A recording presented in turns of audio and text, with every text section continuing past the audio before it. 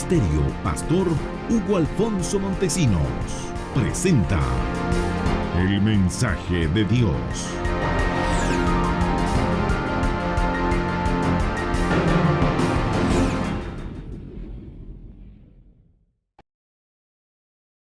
Leemos la palabra del Señor y lo hacemos en el nombre del Padre, Hijo y Espíritu Santo. Amén. Dice, he aquí, tú enseñabas a muchos y fortalecías las manos débiles.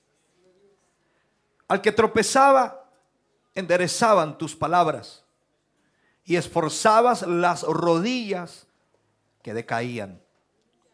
Mas ahora que el mal ha venido sobre ti, te desalientas.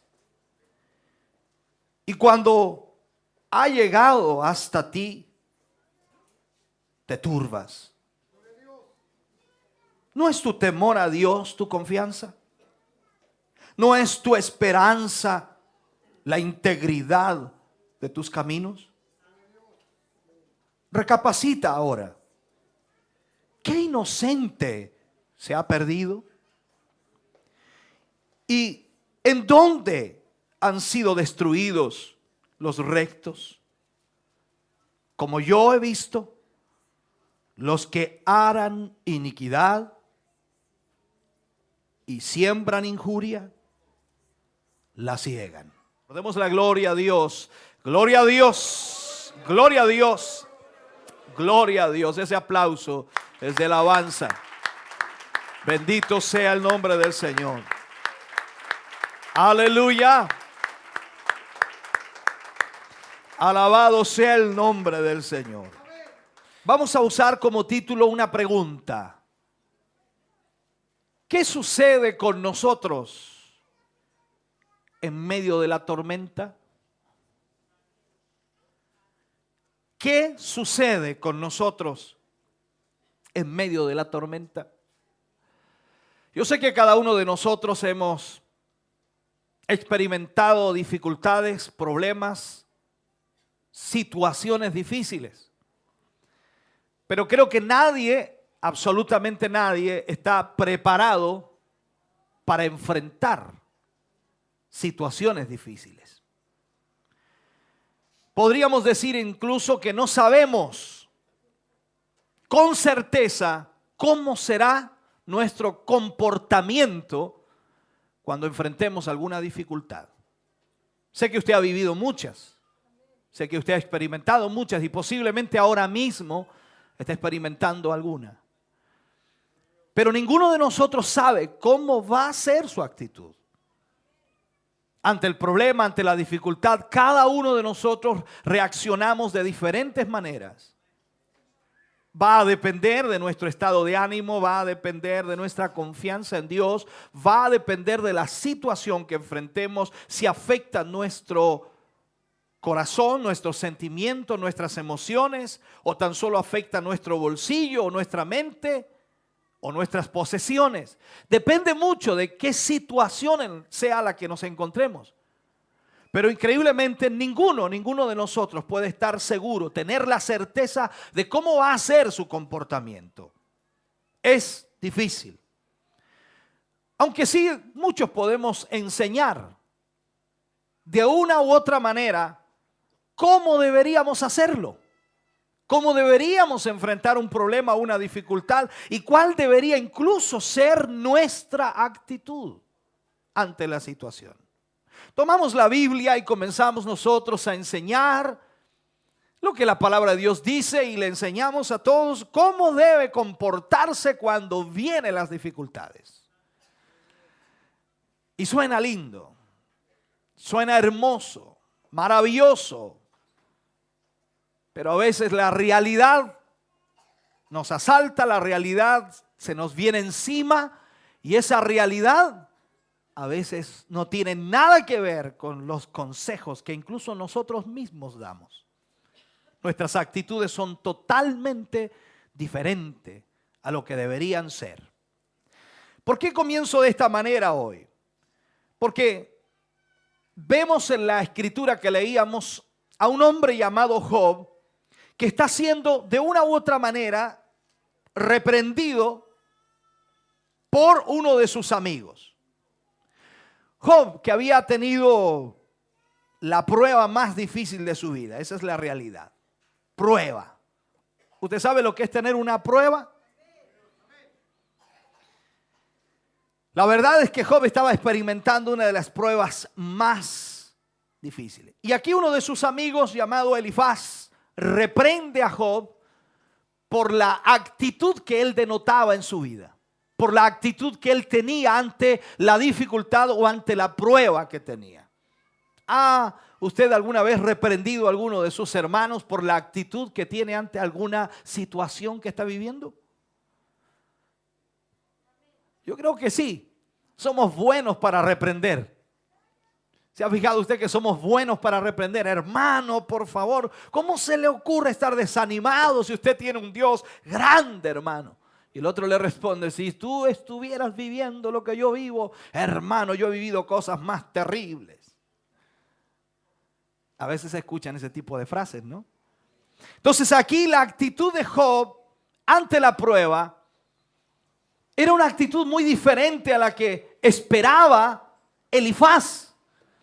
Porque él denota aquí, comienza a decirle a Job, tú que enseñabas a otros, tú que les decías cómo actuar y cómo ser y cómo mirar las cosas, tú que fortalecías, le dice aquí, las manos débiles, que cada palabra tuya que decías, Job, enderezaba los caminos de los que estaban torcidos. O sea, lo consideraban a Job un sabio, lo consideraban un hombre inteligente, capaz. Pero frente a la prueba, ¿quién es capaz? Frente a la prueba, ¿quién es inteligente? Frente a la dificultad, ¿quién es fuerte? La verdad es que Job estaba en una situación complicada. Y Elifaz viene y lo reprende porque la actitud que estaba tomando Job no era la que tenía que tener. En Job había mucha sabiduría. Mucha sabiduría. Lo revela todo el capítulo, en realidad todo el libro de Job revela la sabiduría que él tenía. Cómo él, de alguna u otra forma, entendía a Dios, que era extraordinario. Pero aún así, a pesar de que era extraordinario como entendía a Dios, era insuficiente para conocer a Dios. Entonces, él compartía la sabiduría que tenía con los demás, la hablaba, la ministraba, la enseñaba, trataba de que todos pudieran entender los misterios que él había aprendido. Y con todos los que podía se las ministraba, se las enseñaba. Era respetado, era admirado por otros, porque era un hombre sabio, era un hombre con sabiduría. Entonces vemos aquí a Elifaz reprendiendo a Job en la prueba que estaba teniendo. Todos saben cuál era la prueba de Job, ¿cierto? Bueno, Job era un hombre justo, considerado por Dios justo dentro de lo que era la justicia del hombre. No justo considerando la justicia de Dios, sino dentro de lo que era la justicia del hombre. Job era justo en medio de los hombres. No sé si está entendiendo. Como dice, en medio de los ciegos el tuerto es rey. Es por decirlo así, porque yo no puedo decir ni pensar que Job era justo como Dios es justo. Dice que no hay ni siquiera uno justo. Por lo tanto, tengo que aplicarle esa realidad. Entonces Job dice que sacrificaba cada día holocaustos a Jehová por si alguno de sus hijos hubiera pecado. Hasta ese extremo llegaba el temor de Job para Dios. Se preocupaba de que sus hijos, de que sus hijas sirvieran a Jehová y de que todo lo que él poseía de una u otra manera rindiera tributo a Jehová. Pero había uno que estaba enojado con Job, el mismo que está enojado con usted. El diablo estaba enojado. ¿Lo ubica usted? ¿Lo conoce? Ya, él estaba enojado con Job. Y dice que en un momento, la escritura dice que se cuela entre los ángeles de Dios, se mete allá, llega al trono de Dios, es una forma de plantearlo, y le dice a Dios, que Job le sirve solamente porque lo tiene bendecido. Y que Job le sirve, parafraseando los versículos, porque Job está protegido por Dios. Dice, más encima lo tiene cercado, yo no lo puedo tocar. Estoy seguro que si lo toco, ese grita. Entonces le dice el diablo a Dios que Job le servía porque lo tenía bendecido. ¿Usted por qué sirve a Dios?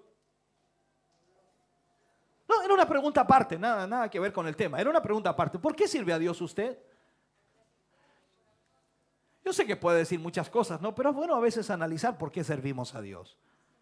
Job entonces, siendo acusado por Satanás, le dice el diablo a Dios, quítale lo que tiene y vas a ver cómo te maldice. Esa es la estrategia del diablo. Entonces Dios le dice al diablo, mira, anda, quítale todo lo que tiene si quiere, pero no le toques su alma. Su alma me pertenece. Mira de lo que está preocupado Dios, de nuestra alma. ¿Creen algunos que Dios está preocupado de la espinilla que te salió por aquí? Que a uno le salen barba, a otros no bigote, no sé. Preocupados. Que tengo mucho pelo aquí, poco pelo acá. No, Dios no está preocupado de eso. Dios está preocupado de tu alma. Dios no está preocupado que te duele un callo, el juanete, no, Dios está preocupado de tu alma. Y Dios le dice al diablo, quítale todo lo que tienes, pero no le toques su alma. O sea, su alma pertenece, le dice Dios. Entonces, ¿qué tiene que hacer Dios para que el diablo lo toque? Darle la autorización. ¿Te dice algo eso a ti? El diablo no te puede tocar, hermano, si Dios no lo permite. Eso me gustó, ¿no? Claro que sí. Entonces Dios tiene que quitar el cerco de protección que tiene Job, porque el diablo le dijo, más encima lo tiene cercado, o sea, yo no me puedo ni acercar a ese. Entonces lo tiene cercado y Dios tiene que quitar el cerco de protección para que el diablo venga y comience a quitarle o a robarle, a destruirle todo lo que tiene Job. ¿Para qué? ¿Cuál era el propósito? Para que Job maldijera a Dios. Y comienza el diablo a hacer de las suyas. Y dice que le mata a sus hijos, voy a hacer el cuento corto, le mata a sus hijas, le roban todo lo que tiene, camellos, bueyes, vacas, caballos y todo lo que tenía. Se le quema, se le incendia, pierde todas sus posesiones, sus propiedades, todo. Lo único que le dejó el diablo, no voy a decirlo,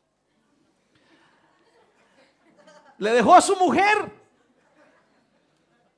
¿Para qué? Con una idea se la dejó. Para que esa mujer siguiera cateteando a Job. Porque también dice la Biblia que llega donde él y le dice, después de que Job había perdido todo, imagínense, no tenía nada y más encima una sarna que se le vino a su cuerpo. Una sarna que se rascaba con piedras, hermano, por todos lados, envuelto en ceniza, prácticamente metido en la ceniza, porque la sarna se lo comía vivo. Y llega la mujer delante de él y el pobre Job con las piedras ahí rascándose. Y le dice a la mujer, maldice a Dios y muérete. Lo amaba. ¿Cómo lo amaba? Yo creía que iba a llegar a ayudarle a rascarse al pobre Job. No, maldice a Dios y muérete. Entonces Job dialoga con ella y en un momento Job le dice algo bien claro. Y le dice, ¿recibiremos acaso lo bueno de Jehová y no lo malo? ¿Ha pensado usted alguna vez que muchas de las situaciones que vivimos a veces son permitidas por Dios? Una, a veces para acercarnos a Dios. Dos, a veces para que maduremos. Tres, para que crezcamos. Pero yo sé que a nadie le gusta que las pruebas vengan o las dificultades vengan.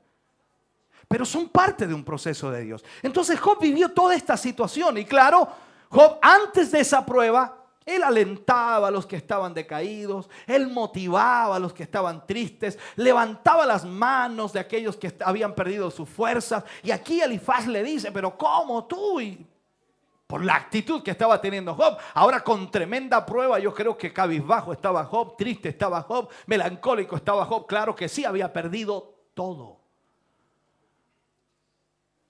Había perdido todo Job. Entonces, mirando esto, viendo la realidad, Job, de una u otra manera, si lo vemos, Job era un hombre amable. Tenía amabilidad con la gente. Y sus palabras eran amables. Sus palabras de una u otra forma llevaban sabiduría para la gente. Y aquí comenzamos a ver un poquito de la paciencia de Job. La paciencia de Job. Siempre usted quizás escucha a algunos predicadores y la paciencia de Job. Y hay que tener la paciencia de Job. Y claro, para tener la paciencia de Job hay que perder los hijos, hay que perder la mujer. Pero no, la mujer no lo perdió. Hay que perder los hijos y las hijas, hay que perder todo lo que tenemos y después de eso hablemos de la paciencia de Job. Algunos no alcanzamos todavía a tener el dedo gordo de la paciencia de Job. Porque lo que usted ha perdido hasta ahora no es nada. Yo creo que deberíamos terminar el mensaje aquí, hermano, porque con esto ya estamos bien, estamos claros que Dios ha sido sumamente bueno. Ha tenido tanta misericordia con nosotros el Señor que no hemos pasado nada para que lo que podríamos vivir o pasar.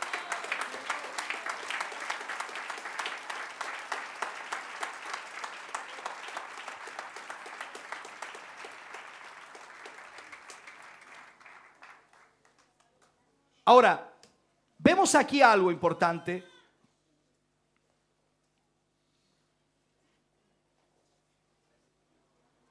A Job nunca la prosperidad le envaneció. Eso me llama la atención a mí. Era un hombre rico. Tenía posesiones, tenía riqueza, tenía de todo. Y a Job nunca lo envaneció la riqueza. No había otro hombre en el oriente, según la historia, que tuviera tanta riqueza como Job. Por eso el diablo usó ese argumento frente a Dios. Ese te sirve porque lo tienes bendecido. ¿Cuántos están bendecidos? Job tenía una riqueza tremenda, pero nunca la riqueza se le fue al corazón o a la cabeza, como dice alguien por ahí. O sea, no lo envaneció la riqueza.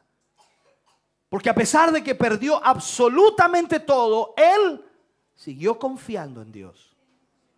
Recordemos una frase extraordinaria de Job que la dice ahí. Y no fue tan solo una frase, sino que en el sentido literal de lo que él esperaba. Le dice a su mujer, mirándola quizá a los ojos, le dice: yo sé que mi Redentor vive. Oiga, qué lindo decirlo eso, ¿no? A ver, yo sé que mi Redentor vive. Y aún del polvo él se levantará, dice Job. ¿Qué está diciendo Job con eso? Que su confianza estaba en Jehová y que aunque él estuviera en el polvo, de allí Dios lo puede levantar. Oh, qué tremendo, hermano. Ahora, cuando la aflicción llega, hermano, a nuestra vida, ¿cómo nos comportamos nosotros? Posiblemente hoy día ande alguien afligido, ¿no? Es cosa de mirar caras.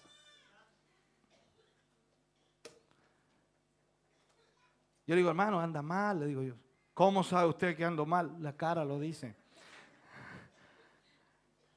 ¿Se fija que a veces no hay que tener discernimiento para darse cuenta cuando alguien anda mal? Ahora, eso no significa que esté en pecado, que sea un pecador. No, simplemente uno nota la tristeza, la preocupación, nota la situación que está viviendo quizás en una forma literal. Pero la verdad es que cuando llega la aflicción, la debilidad humana se hace presente. Se manifiesta en nosotros esa debilidad humana. Seamos honestos, somos débiles. Somos débiles, hermano. Imagínense que una corriente de aire nos agarra y nos resfría. No estoy ofendiendo a los que están resfriados. Estoy diciéndole que así de débiles somos. Más en lo espiritual. Somos débiles. Entonces cuando viene la presión, cuando viene la dificultad, cuando enfrentamos el problema, cuando las cosas se comienzan a venir abajo y a derrumbar a nuestro alrededor y parece que nada tiene solución, ahí toda la debilidad humana se hace presente y pareciera que no tenemos argumento, ni tenemos fuerza, ni tenemos sabiduría, ni tenemos conocimiento, ni tenemos intelecto, no tenemos nada para defendernos de esa situación.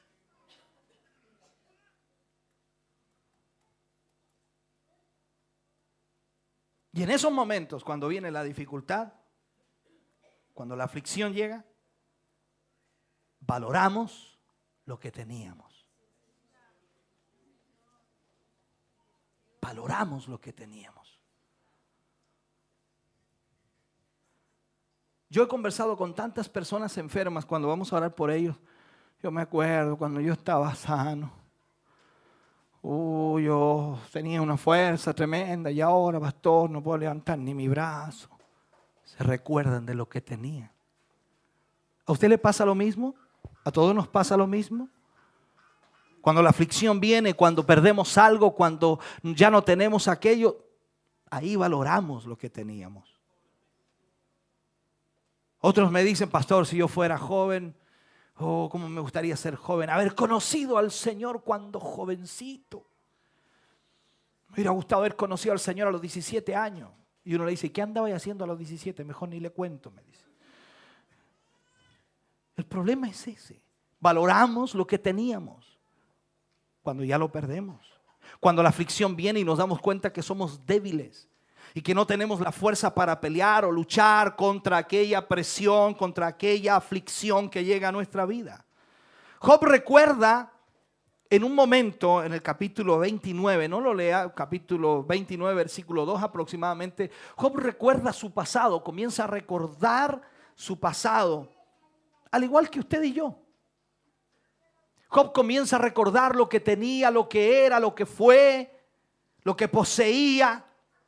Y nosotros hacemos exactamente lo mismo cuando estamos en medio de la prueba. Comenzamos a recordar lo que teníamos y lo que habíamos y lo que hemos perdido. Eso es el problema nuestro. Es igual. El libro de Números capítulo 11 versículos 4 y 5 dice: y la gente extranjera que se mezcló con ellos tuvo un vivo deseo, y los hijos de Israel también volvieron a llorar y dijeron: ¿quién nos diese a comer carne? Nos acordamos del pecado o del pescado que comíamos en Egipto, de balde, gratis, de los pepinos, de los melones, de los puerros, de las cebollas, de los ajos. ¿Qué estaba haciendo Israel? Israel estaba en el desierto, en una presión, por decirlo así, estaba dentro de una aflicción y se comenzó a acordar de lo que tenían en Egipto. Nos pasa eso, ¿no? Hay un montón de hermanos aquí, discúlpenme, pero que se acuerdan más de lo que tenían en el mundo que lo que Dios le ha dado hoy.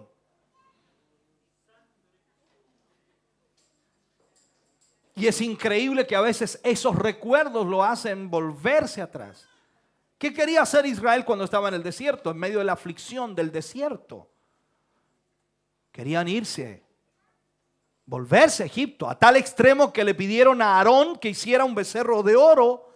Y ellos mismos trajeron el oro. Mira que son buenos estos. Cuando la gente quiere recordar o quiere vivir lo que hacía antes, hasta plata pone. Y le traían ellos mismos el oro para que hiciera el becerro. Hicieron el becerro. ¿Y cuál era la idea? Que ese becerro los guiara de vuelta a Egipto. Ahora eran libres, pero sin pescado, dicen. Allá eran esclavos, pero con pescado.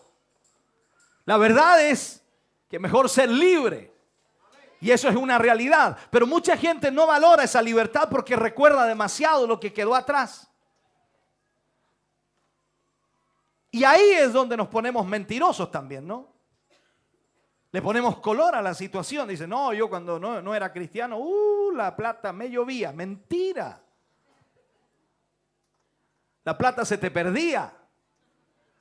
La plata la botabas. La mal utilizabas Pero nos volvemos mentirosos cuando comenzamos a extrañar lo que hemos perdido. Y aquí este es el problema de mucha gente. Lamentablemente es así. Entonces, ¿qué sucede con nosotros en medio de la tormenta, en medio de la dificultad, en medio de la presión, en medio de los problemas? Creo que es tiempo, hermano, de recapacitar. Es tiempo de observar. Así le pidió Elifaz a Job. En el versículo 6 le dice: ¿no es tu temor a Dios tu confianza? ¿No es tu esperanza la integridad de tus caminos? Mira lo que le dice aquí Elifaz. O sea, ¿cuál ha sido, y miremoslo así de esta manera, cuál ha sido nuestro comportamiento delante de Dios? ¿Cuál ha sido nuestro comportamiento cuando estamos en medio de las pruebas? ¿Cómo es nuestro comportamiento delante de Dios? ¿Seguimos confiando en Él? ¿Seguimos esperando en Él? ¿Seguimos creyéndole a Él? ¿Tenemos la esperanza de que Él va a hacer algo en nuestra vida? Porque Elifaz trataba de hacerle ver eso a Job. ¿No es tu esperanza el Señor? ¿O no es tu temor a Dios tu confianza? ¿Sabe usted que el temor a Dios es rectitud en realidad? Hay gente que me pregunta, me dice, ¿cuál es el temor a Dios? ¿Qué puedo hacer para temer? Temor a Dios es rectitud, hacer las cosas correctas, rectamente. Eso es tener temor a Dios. Cuando tú haces cosas incorrectas, tú no tienes temor a Dios. Eso es el temor a Dios. ¿Dónde está puesta nuestra confianza hoy? ¿Dónde deposita usted su confianza? ¿Dónde está nuestra integridad como creyentes, como cristianos? Porque lógico es que debiera estar en Dios nuestra confianza, en Dios nuestra integridad. Y si tenemos en Dios nuestra confianza, podríamos decir abiertamente, no importa lo que tengamos que vivir, yo sé que mi Redentor vive. No importa lo que tengamos que pasar, yo sé que mi Redentor vive. No importa lo que tengamos que experimentar, yo sé que mi Redentor vive. Él tiene un propósito. Él tiene un plan. Él quiere hacer algo conmigo. Aleluya.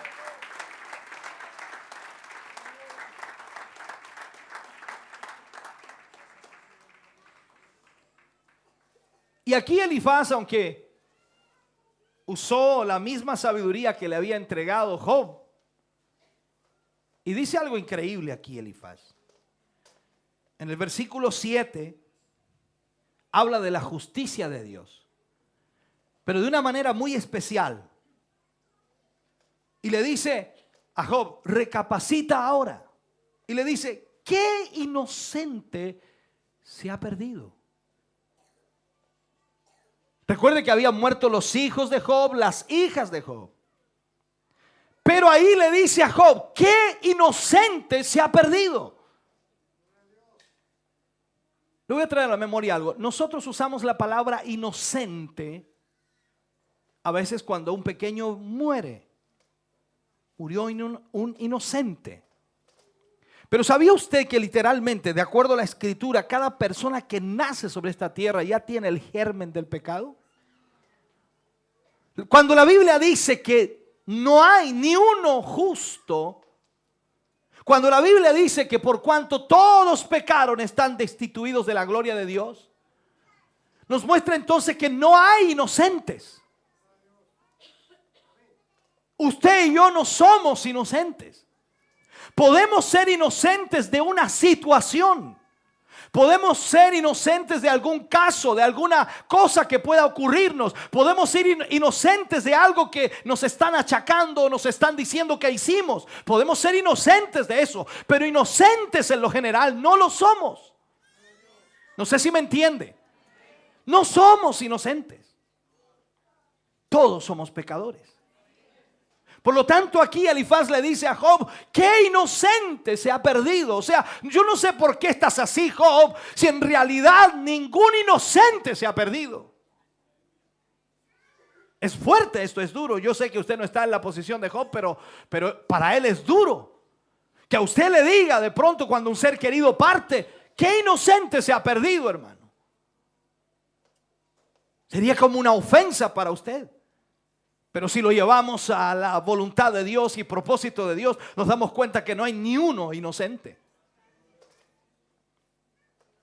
Entonces aquí le dice a Elifaz: ¿en dónde han sido destruidos los rectos?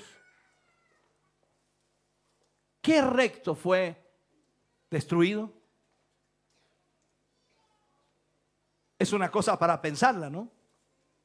La Biblia dice: porque Jehová es justo, y aún dice la justicia él la ama. Tal como dice el versículo, dice: y él ama la justicia. El hombre recto mirará su rostro.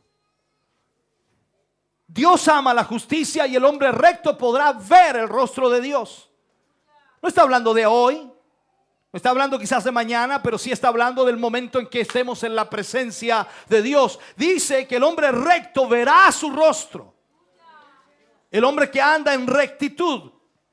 ¿Qué es rectitud? Temor a Dios. Por lo tanto, aquel que anda en rectitud podrá ver el rostro de Dios. Más aún la escritura dice: confortará mi alma, me guiará por sendas de justicia por amor de su nombre. David estaba hablando de Jehová Dios, que sin duda hará por nosotros eso, confortará nuestra alma.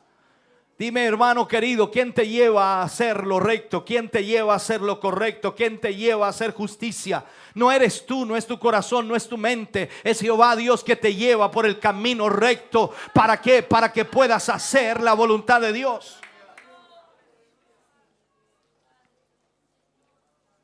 Dice: hacer justicia y juicio es a Jehová más agradable que sacrificios.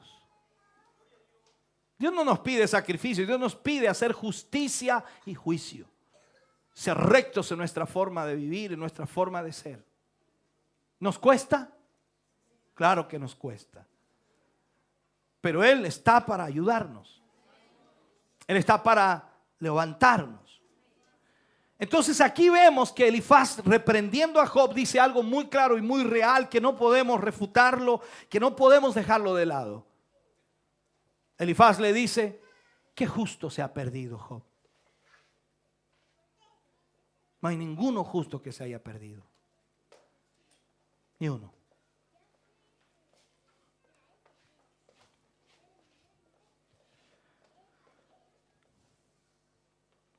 Job mantuvo su integridad, o sea, su rectitud. Job no maldijo a Dios. Job no se enojó con Dios. Job no se molestó con Dios. Puede que Job haya estado enojado consigo mismo. ¿Se ha enojado usted con usted mismo a veces? ¿Y por qué no se ha pegado mejor? ¿Se ha enojado? Sí, nos hemos enojado muchas veces con nosotros mismos. No nos soportamos ni nosotros mismos.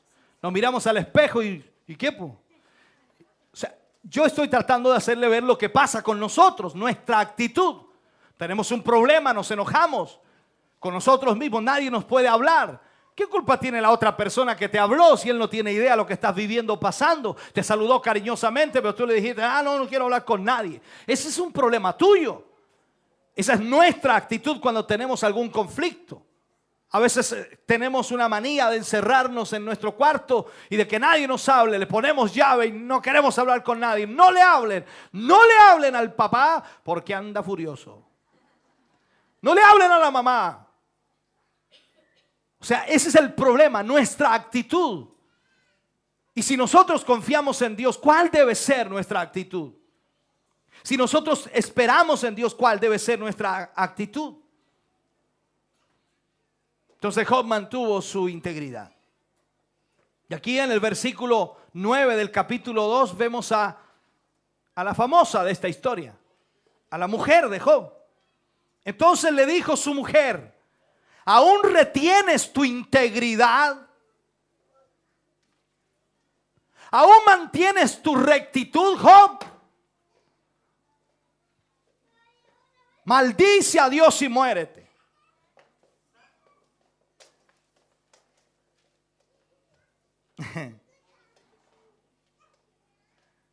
Maldice a Dios y muérete. Yo no sé cuántas veces ha habido problemas y más encima su familia lo golpea más encima. O sea, en el sentido que lo aprisiona más todavía. Ahí dan ganas, no dan ganas así. Pero ¿cuál es su integridad allí? ¿Cuál es su confianza? ¿Sabía usted que la palabra de Dios dice que Dios no nos dará más de lo que podemos soportar? Dios sabe cuánto usted puede soportar, así que no le pregunte a Dios: Señor, no doy más. No, Él sabe cuánto usted puede soportar. Lo que tiene que hacer es confiar que Dios sabe lo que está haciendo, que Dios sabe la presión que está ejerciendo sobre su vida en ese torniquete, y que aunque a usted le duela, usted puede resistir un poco más. Dios lo hizo, lo creó, lo formó, le dio lo que usted tiene y lo que posee. Por lo tanto, Él sabe cuánto puede soportar. Pero Él desea y anhela que nosotros mantengamos nuestra integridad y le seamos fieles a Él y confiemos que Él va a hacer un milagro.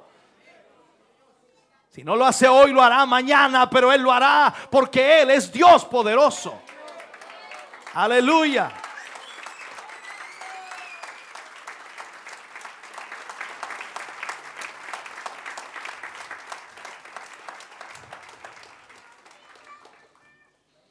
¿Sabe lo que responde Job cuando esta mujer dice? Una de las frases que responde, dice: hasta que muera no quitaré de mí mi integridad.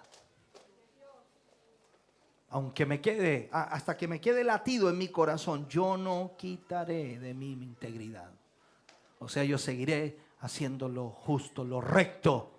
Seguiré confiando en Dios porque Él es justo. ¿Cómo va a ser justo? Míralo, te quitó todo. ¿No le han dicho eso alguna vez?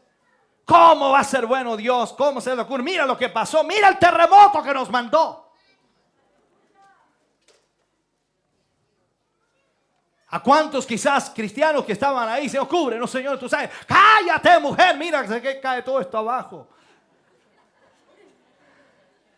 Quizás a cuántos le pararon los carros porque estaba manteniendo su integridad en Dios, su confianza en el Señor.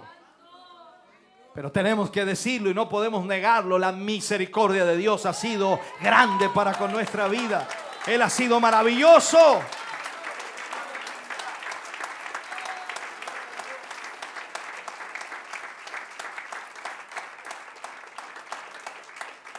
Entonces Job estaba tratando de ponernos este panorama o este enfoque. Job está diciendo: hasta que me quede latido de vida en mis narices, en mis labios, no habrá iniquidad, ni mi lengua pronunciará engaño. No importa lo que venga en contra de mí, dice Job, no hay nada que lo justifique. O sea, no hay nada que justifique nuestro enojo hacia Dios. Puedes estar viviendo lo peor que pienses que vives, lo más terrible, lo más grande, lo más difícil de enfrentar, pero no hay nada que justifique tu enojo con Dios. Te ha ido mal en el trabajo, te ha ido mal en el colegio, te ha ido mal en el hogar, te ha ido mal en la familia, te ha ido mal en el matrimonio, te ha ido mal en todo. Nada justifica tu enojo con Dios.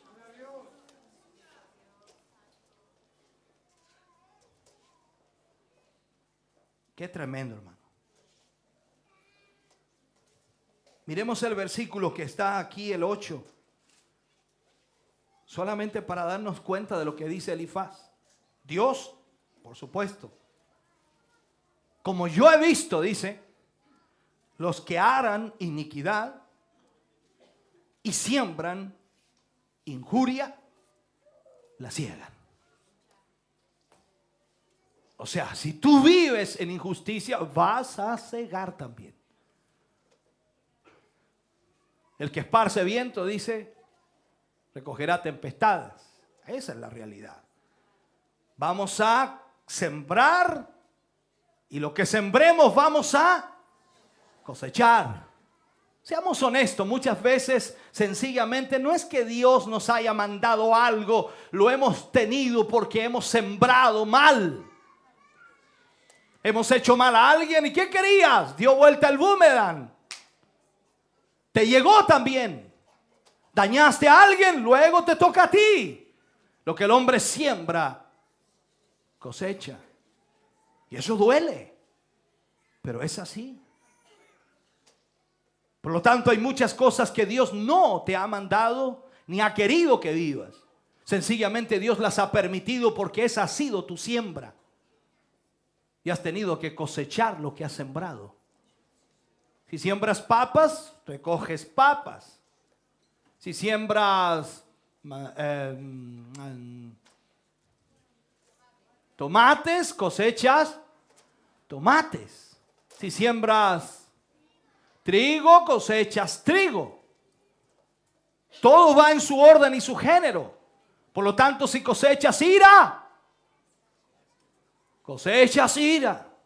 Esa es la verdad. Si siembras ira, cosechas ira. Si siembras celo, cosecharás celo. Si siembras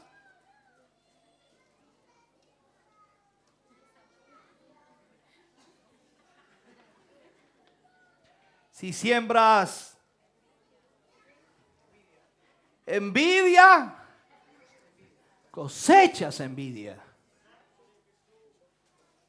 ¿Te fijas que hay cosas que no son el propósito ni el plan de Dios?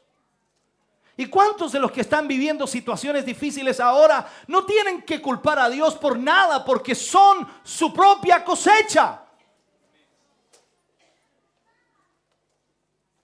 Tus problemas hoy son la cosecha de lo que tú sembraste. Por eso aquí Elifaz le dice a Job, según yo veo, le dice, aquí la cosa es sencilla. El que sembró esto, cosechó esto otro. Así que dejemos las cosas como están. Lo único que nos resta es confiar en Dios, dice aquí. ¿Sabe usted que Dios muchas veces permite el sufrimiento para perfeccionar nuestro carácter?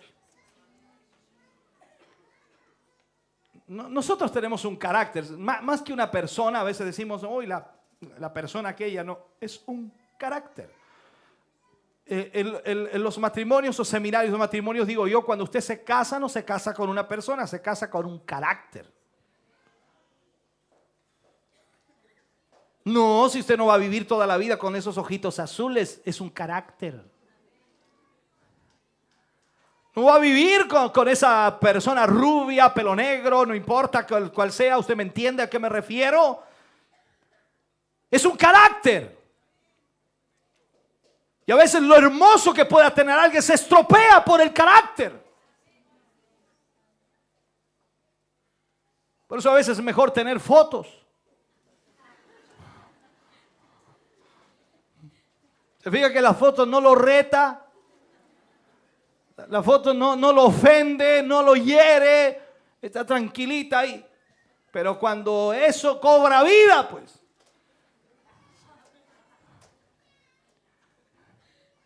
El carácter de las personas es el problema.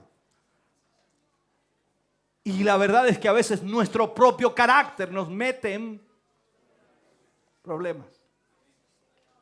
O somos muy débiles, dóciles en nuestro carácter, o somos muy fuertes en nuestro carácter, o nos mantenemos en medio. Tenemos que saber, y para poder saber, Dios permite dificultades para moldear y perfeccionar nuestro carácter, para que aprendamos a conocer cómo actuar en cada situación. ¿Cuántas veces usted ha estado pensando, ¿por qué no hice otra cosa? La embarré lo que hice. Si yo no hubiera hablado, nada hubiera pasado. Si yo no me hubiera quedado callado, nada hubiera ocurrido. Se fija que a veces o por quedarse callado o por hablar mucho, ¿O no? Si se queda callado, problema. Si habla mucho, problema. Entonces, ¿qué hago? Dice usted. El carácter.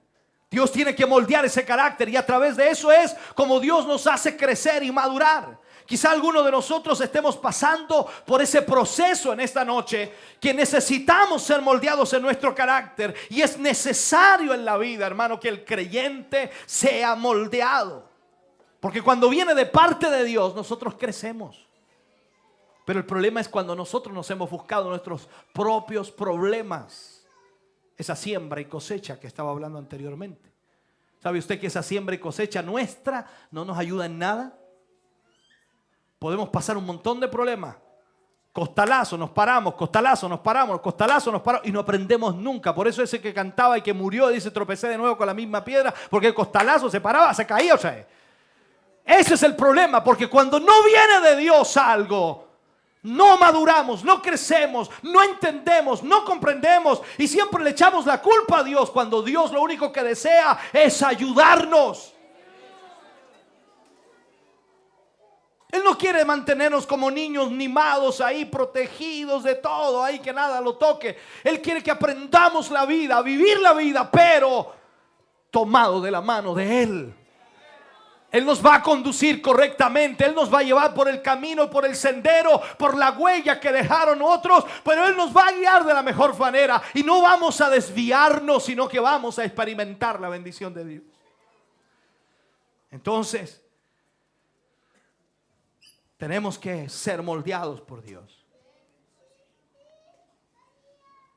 Job dijo en el capítulo 31, versículo 6.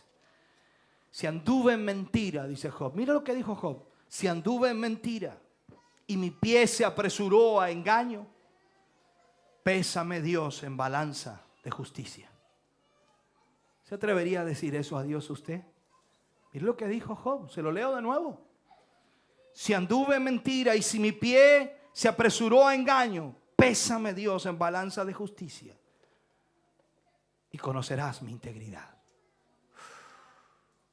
Dios. Si mis pasos se apartaron del camino, si mi corazón se fue tras mis ojos, si algo se pegó a mis manos, pésame Dios en balanza de justicia. Tendría que terminar diciéndole en esta noche, hermano, ¿qué pasaría si Dios en esta noche nos pesara? ¿Cómo estaríamos ante Él? ¿Cuál sería nuestra posición? ¿Habría integridad en nosotros? ¿Habría justicia en nuestra vida ante Él? Tendríamos que decirle a Dios: Señor, ve, estoy tremendamente bien, soy justo.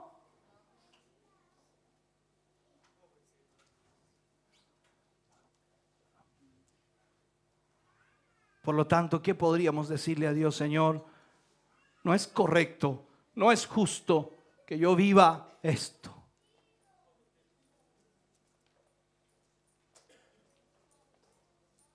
¿Por qué usamos la justicia solamente cuando nos conviene? ¿Por qué usamos lo justo cuando nos conviene? Y le decimos a Dios: no es justo que yo viva esto. Y Dios nos dice: ¿justo? ¿Tú conoces lo que es justo?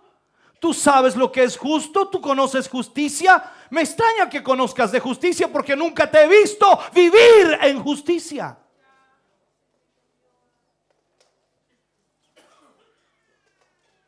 Sencillamente, ¿cuál es nuestro comportamiento ante la prueba, ante la dificultad? ¿Cuál es nuestra forma de actuar? ¿Cuál es nuestra actitud en medio de la tormenta? ¿Cómo actuamos? ¿Qué sucede con nosotros cuando estamos en medio de las dificultades? ¿Cuál es nuestro reclamo contra Dios? ¿Cuál es nuestra actitud hacia Dios? Reconocemos que lo que estamos viviendo lo vivimos porque realmente le hemos fallado a Dios, porque nunca le hemos considerado, porque nunca hemos querido que Él tome dominio de nuestra vida, o porque sencillamente hemos sembrado y hemos cosechado lo que sembramos. Todo problema y toda dificultad será difícil enfrentar porque nuestras fuerzas flaquean rápidamente. Pero es increíble el amor de Dios, que a pesar de nuestra gran, y lo pongo así, estas palabras grandes, gran infidelidad, a pesar de nuestro gran alejamiento de Él, a pesar de lo poco que hacemos hacia Él y por Él, su misericordia aún nos envuelve y nos alcanza y nos restaura y nos levanta, nos cobija, nos anima. Y aún nos sana de toda enfermedad. Es grande la misericordia de Dios. Por eso, aunque no queramos entender, Job sabía lo que decía. Por eso le decía a su esposa que a pesar de haber perdido a sus hijos, a sus hijas, a pesar de haber perdido todas sus posesiones, sus riquezas, él decía allí con su cuerpo lleno de sarna: yo sé que mi Redentor vive. En otras palabras, Job estaba diciendo: yo sé que no es Dios, yo sé que no es Dios, yo sé que no es Dios. Dios no es el que está castigándome, Dios no es el que está mandándome esto, Dios no es el que lo está haciendo. Por eso yo sé que mi Redentor vive y llegará el momento, llegará la hora en que Él se levante.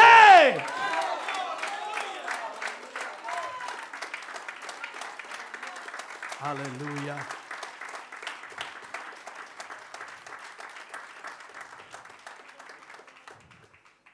A veces hablamos con hermanos y de verdad, cada situación que sabemos y escuchamos a veces es terrible y dolorosa. Y nos gustaría a veces tener una llave que abriera ciertas puertas para traer la solución. Pero a través de la misma palabra entendemos que esto no es tomarse una aspirina y la situación se va. Tenemos que vivir aquella situación y aquel problema y aquella dificultad, porque Dios quiere hacernos crecer. Dios quiere hacernos madurar. Dios quiere que le conozcamos a Él. ¿Dónde Dios se hace más real en tu vida? ¿Cuándo y en qué momento Dios se hace más real en tu vida? Voy a poner dos posiciones. Cuando tú estás con trabajo, con dinero, con todo lo que tú necesitas, con tus hijos sanos, tu hogar feliz, ¿allí Dios es real? O cuando estás en medio de la dificultad, en medio del problema, de la enfermedad, en medio de la turbulencia, en medio de la tempestad,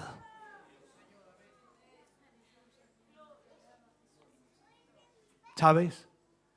Ningún hombre, ninguna mujer encontrará a Dios si no tiene problemas.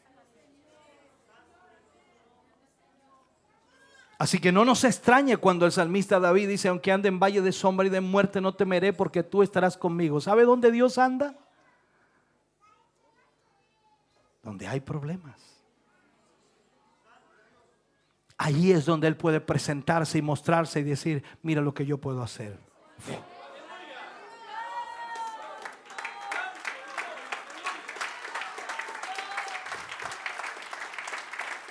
Termino con el último pensamiento. Cuando Jesús estaba con sus discípulos no querían separarse de Él, querían estar pegados a Él. Y Jesús les dice: vayan a la otra orilla del mar, tomen la barca y vayan y remen, yo iré después. Él se va al monte a orar. Ellos no querían, pero al final fueron. Y en medio del mar, dice, los azotó una tempestad. Alguien dice: no, pero terrible. Jesús sabía que esa tempestad los iba a azotar, pero Jesús quería que ellos experimentaran eso. Jesús no nos quería matar, ni ahogar, ni destruir, porque en realidad le permite al enemigo venir en contra de nosotros. Pero todo tiene su límite. El enemigo quiere robar, matar y destruir, pero Él dice: para un poquito, para. Roba nomás, aquí roba nomás. Aquí destruye todo lo que quieras, pero no le toque su alma. ¿Y qué pasa allí? Dice que los discípulos en la barca ya se negaba, ya se hundía, desesperados, y habían allí marineros. No había gente que no sabía de eso, marineros, pero estaban asustados. La tempestad era inmensa. Y usted sabe la historia. Jesús vino a la distancia, caminando sobre el problema que tenían los discípulos. Esto me encanta, hermano, es fabuloso. ¿Tienes algún problema? Bueno, eso no es problema para Jesús. Jesús viene caminando sobre las aguas. ¿Qué es lo que estaba provocando el problema para los discípulos? Las aguas. Se había levantado, estaba furiosa la tempestad, el mar se había embravecido. Pero allí venía Jesús caminando sobre el mar. Señor. ¿Pero qué pasó?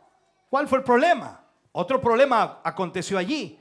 Cuando los discípulos ven a la distancia, creyeron que era. Si eso es lo mismo que nos pasa ahora, hermano.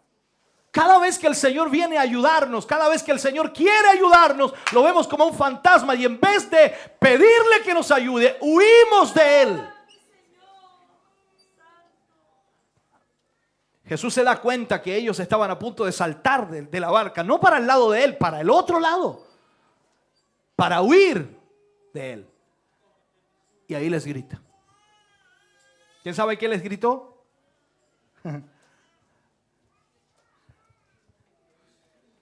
Él les gritó: ¡no temáis! Imagínate que ahora el Señor se apareciera aquí y dice: ¡no temáis! ¿Y qué le dijo? Mira, por eso te digo que siempre la palabra de Dios nos anima. Y Jesús le dice ahí a los discípulos: ¡tened ánimo! O sea, los otros agarrados así, no sé, de la barca. Imagínate, ¡tened ánimo! Ya. Y él grita, dice: ¡yo soy! ¿Y qué pasó? Pedro caminó porque Jesús le dijo: ven. Se bajó de la barca, caminó sobre las aguas. Lógicamente se hundió, no vamos a ver ese punto. Alguien dice que se hundió, ¿no? Se hundió, pero caminó. Tú todavía no caminas. Te hundiste nada más. Él caminó y se hundió. ¿Pero por qué se hundió? Jesús se lo dijo.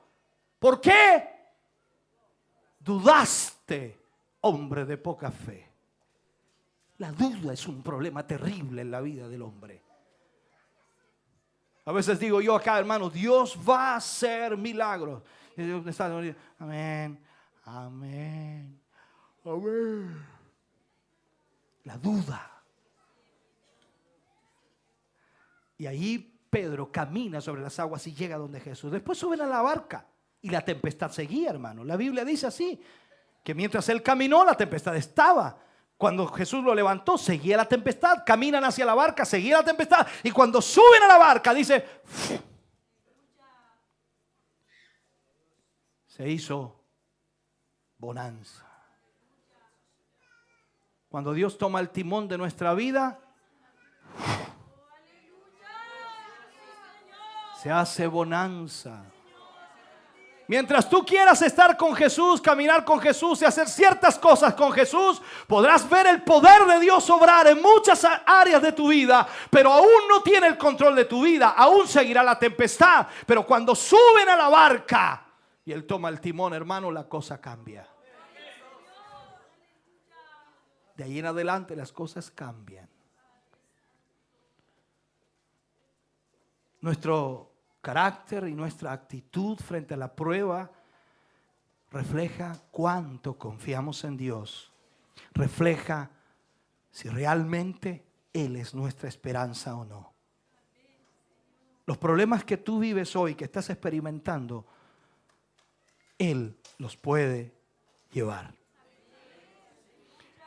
Jesús textualmente cita y dice: venid a mí todos, no hace excepción, todos los que estéis cargados y trabajados, yo os haré descansar.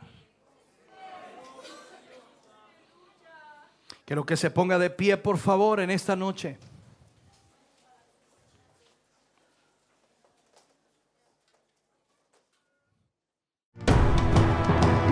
ministerio Pastor Hugo Alfonso Montesinos ha presentado el mensaje de Dios.